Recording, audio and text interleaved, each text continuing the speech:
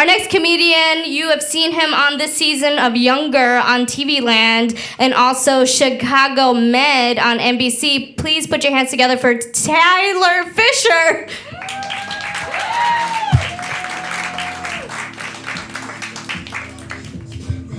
Thank you so much. That poem was my whole intro, actually. So I wrote that for her and told her to bring me up to that. And the stuff about the butt cheeks. I wrote a poem about my dating life. If you guys don't mind, I'll read it. You're single. You're trying. Keep your head up. Thank you. Thank you so much. And Ashkenazi tits. Try to keep your head up. But don't look at them because their husbands get mad about it. The guys in the big hats. And this poem will get less funny as it goes along, so stop now. Thank you.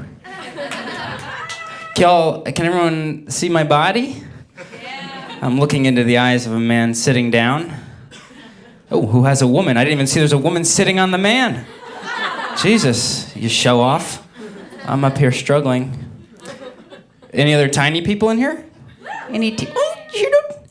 No one else could hear that. Our voices are like dog whistles. We could only hear each other. I hear your little cries, sister. The problem about being this tiny is everything you stand next to, you just make look enormous. These are literally violins here. I could never. The bow was too big. I couldn't even. I had to fucking lug it into. This is just a bath mat. It's a stamp collection, individual stamps. It takes me forever to mail one letter. Just like...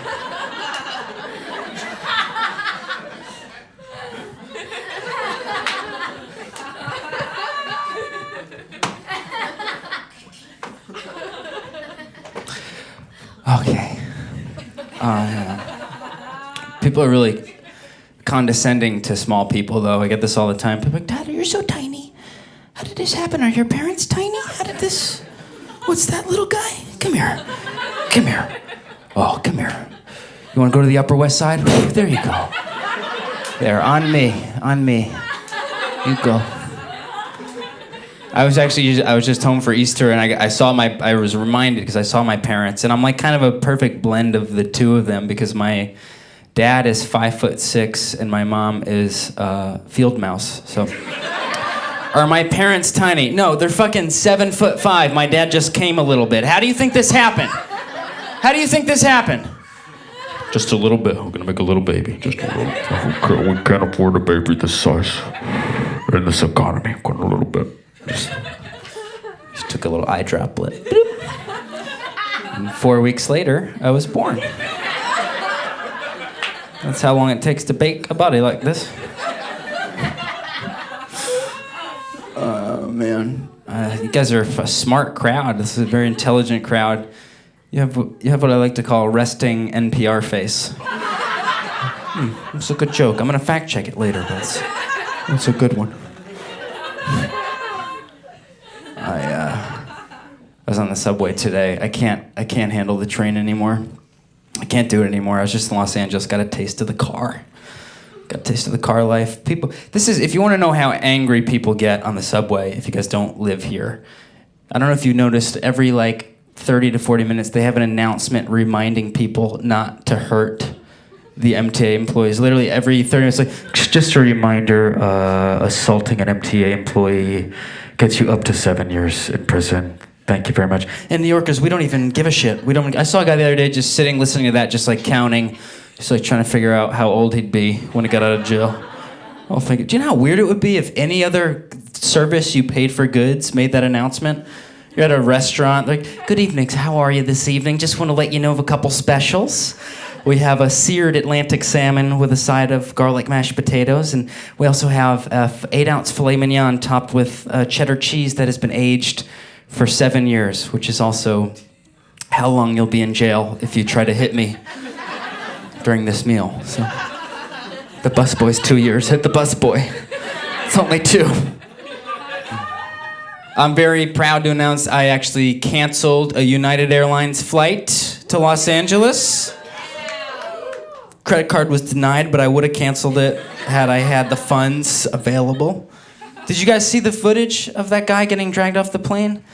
I was appalled, and mostly because there's 100 people sitting there.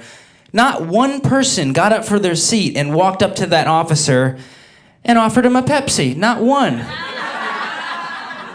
How are we gonna stop the violence without a cool, crisp, bubbly soda? I just got back from LA. I was doing some traveling. I was on a very tight budget, so I had to try that site where you can sleep at a stranger's house for free. What is it? Not couch surfing. The other one. Tinder. The sleepover app. I'd ask who's on Tinder, but I recognize 100% of you guys. I swear to God, I'll lock this door. I'll set my radius to 10 feet. I'll match with all of you. All of you right now. I was watching an old Jimmy. Get this, man. Some water, would you? I was watching it. We don't care. In New York, no one cares. You're like, I don't care. I'm not sitting close to him. I don't care. I'm not going to do anything. That's the rule. Whoever's closest has to help save a life. But I was just listening. I was watching the old Jimmy Stewart film. Was it something the one about the filibuster? He goes to DC. Who gives a shit? Edit this out. It's live. Damn it. Ugh, it's live. I always imagine what Jimmy Stewart would be like if he had Tinder back then. He'd be like, well, I just met the most beautiful woman in the world. You know? Well, I think I'll send her a dick pic. You know. Well, first I gotta hire a photographer and find her address so she gets it by next Monday. Well, quick. I don't know. I deleted Tinder. I feel like we're getting too impatient. Everything's way too instant. My friend the other day is like, man, it took me fucking 3 days to match with a girl to set up a date. I was like, do you know how lucky you are?